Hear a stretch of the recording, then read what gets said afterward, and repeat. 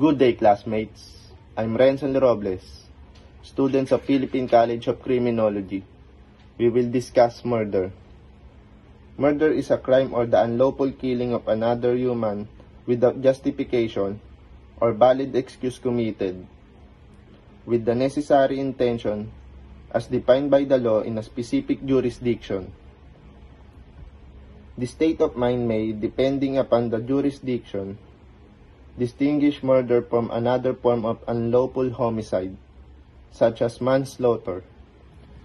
According to GMA News, recently, Charlie Kirk was killed while he was giving advice in a speech to students at well-known school in Utah, United States. Someone reportedly Kirk shot and hit the neck. According to reports, a man named Tyler Robinson is a Kirk's killer. It is clear that these are murder cases due to intention to kill.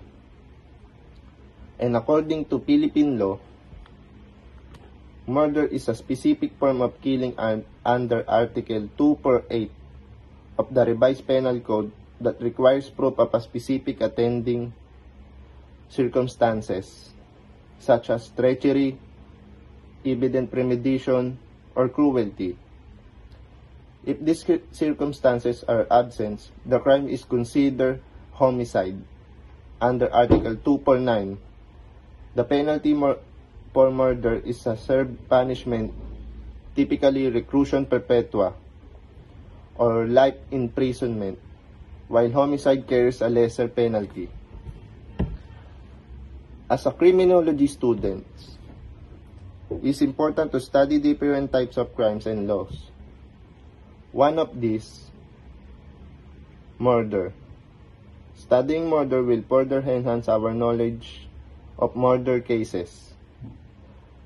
As someone who dreams of becoming a law enforcer, I know that time will come when I will handle a murder cases. And I also know the correct process for those with murder cases. Once again, I'm Renzo Robles, and thank you.